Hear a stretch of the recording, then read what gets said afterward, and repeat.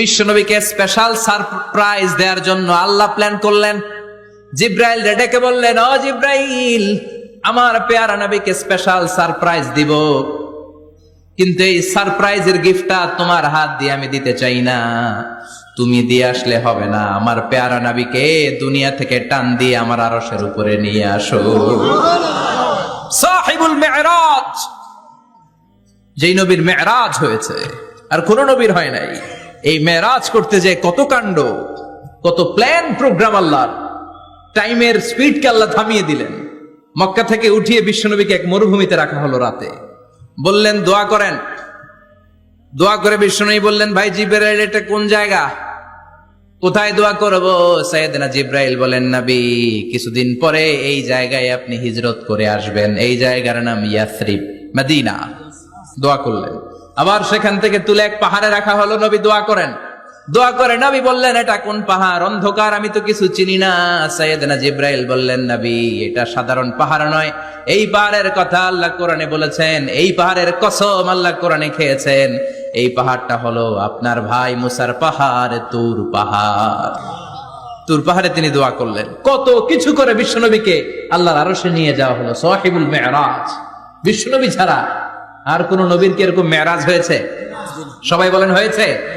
বিশ্বনবী মেরাজে গেলেন, মেরাজ থেকে ফিরে আসলেন। বিশ্বনবী বর্ণনা করলেন, আমি বাইতুল মাকদাস দেখেছি মাঝরাতে, লক্ষাধিক নবীকে নিয়ে নামাজের ইমামতি করেছি, 7 আকাশ দেখেছি, আল্লাহর আরশ দেখেছি, আল্লাহর সাথে কথা বলেছি, আবার ফজরের আগেই মক্কায় ফিরে এসেছি। সবাইকে খাইছে মোহাম্মদের মাথার তার ছিঁড়ে গেছে। নাউজুবিল্লাহ পড়ে। আবু জাহেল, উতবা, সাইবা সবাই মিলে একটা সুযোগ পেল। বললো, এতদিন আমরা আবু বকররে বুঝাইতে পারি না, আজকে মোহাম্মদ যে কথা বলে এটা বললে আবু বকররে আমাদের দলে নিয়ে আসা যাবে। সবাই সাইয়েদনা আবু বকরের কাছে যায়, যে বলে, আবু বকর, জানো নাকি তোমার নবী নতুন কথা আমদানি করেছে? কি বলেছে আমার নবী? তোমার নবী বলে মাঝরাতে বাইতুল মাকদাস গিয়েছে। বাইতুল মাকদাসে তখন দ্রুতগামী ঘোড়া দিয়ে ছুটলেও যেতে লাগে 15 দিন। অ্যাবাউট টার্ন কাম ব্যাক, ফিরে আসতে আরো 15 দিন। মোট কয়দিন? 1 মাস। যেতে আসতে 1 মাস। তোমার নবী মাঝরাতে নাকি বাইতুল মুকাদ্দাসে ইমামতি করছে, 7 আকাশ ঘুরেছে, আল্লাহর আরশ দেখেছে, আল্লাহর সাথে কথা বলেছে, আবার ভোর হওয়ার আগে নাকি মক্কার জমিনে ফিরে এসেছে। আবু বকর বললেন, আসলেই কি আমার নবী এই কথা কইছে? সবাই এক বাক্যে বলে, হ্যাঁ, তোমার নবী মুহাম্মদ এই কথা বলেছে। আবু বকর দ্ব্যর্থহীন কণ্ঠে ঘোষণা করে দিলেন, আমার নবী যদি এই কথা বলে থাকে, আমার নবী সত্য বলেছে। সত্য বলেছে, তিনি কখনো মিথ্যা বলতে পারে? বিশ্বনবী খুশি হয়ে গেলেন। সাইয়েদনা আবু বকরের জন্য দোয়া করে দিলেন আর বললেন, আবু বকর, আনতা লাস্তা আবু বকর ফাকাত, আজকে থেকে তুমি শুধু আবু বকর নও, আজকে থেকে তুমি আবু বকর সিদ্দিক। সিদ্দিক, সত্য গ্রহণে, সত্য প্রকাশে, সত্য মানার ক্ষেত্রে আপোষহীন, কোনো আপোষ নাই। চিল্লা এখন ঠিক কিনা? সে আল্লাহ বললেন, ওয়াযকুর ফিল কিতাবি ইব্রাহিম ইন্নাহু কানা সিদ্দিকান নাবিয়্যা। ও নবী, আপনার এই কোরআনের ভেতরে আমার খলিলের নামটা রাখেন, কারণ আমার খলিল যেন তেন কোন নবী নয়, সাধারণ পয়গম্বর নয়, আমার নবী ইব্রাহিম হলো সিদ্দিক, সত্য প্রকাশে আপোষহীন। এজন্য আল্লাহ খুশি হয়ে ওনার একটা টাইটেল দিলেন, টাইটেলটা হলো খালিল। ওয়াত্তাখাযাল্লাহু ইব্রাহিমা, চিল্লায় বলেন, ওয়াত্তাখাযাল্লাহু ইব্রাহিমা, আমি ইব্রাহিমকে খলিল বানিয়েছি। খলিল মানে দোস্ত।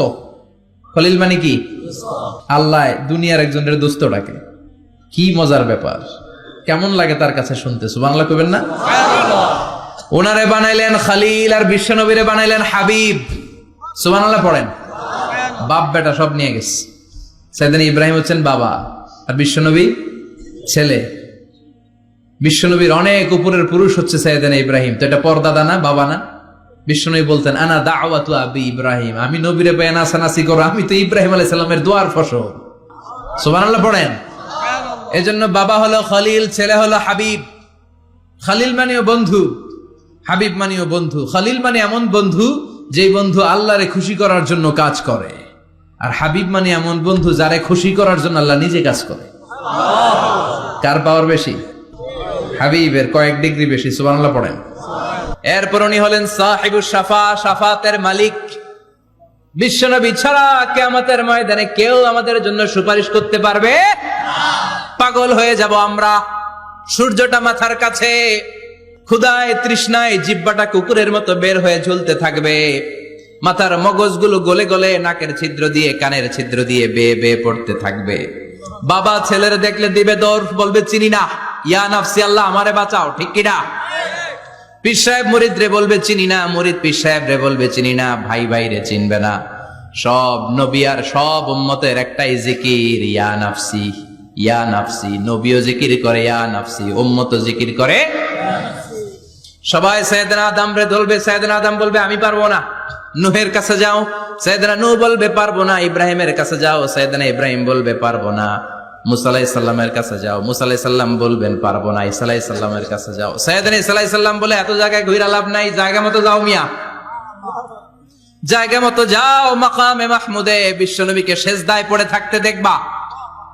ওই নবী ছাড়া আজকের এই ভয়ঙ্কর আমাদের সবার বিপদের দিন, এই বিপদের দিনে আল্লাহর সামনে দাঁড়িয়ে কথা বলার মতো সাহস আজকে কারো নাই। বিশ্বনবী কাঁদতে থাকবেন, সেজদায় পড়ে কাঁদবেন। সবার জিকির ইয়া নাফসি ইয়া নাফসি, বিশ্বনবীর জিকির ইয়া উম্মতি।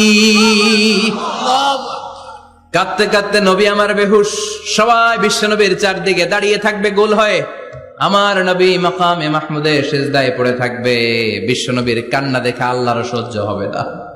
আল্লাহ বলবে না নবী ইরফা রাসাক, মাথা উঠান, আর সইতে পারি না। সাল তোতা, এবার চান, কি লাগবে আপনার সব দেব। ওয়াশফা তুশাফা, যার জন্য সুপারিশ করবেন তাকেই জান্নাত দিয়ে দেব।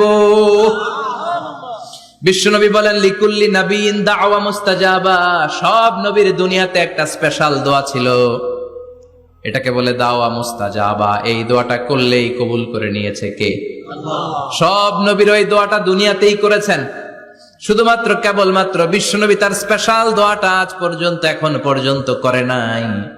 বিশ্বনবী বলেন ওয়া ইন্নী আখতাবিউ দাওয়াতি শাফাআতান লি উম্মতি ইয়াউমাল কিয়ামাহ, আমি আমার দোয়াটা, আমি আমার স্পেশাল সাপ্লিকেশনটা কিয়ামতের দিন কঠিন মুসিবতের কালে তোমরা যখন বিপদে পড়ে যাবা, আমার স্পেশাল দোয়াটা ওই দিন করে আমি তোমাদের সুপারিশ করে জান্নাতে পাঠায়া দেব।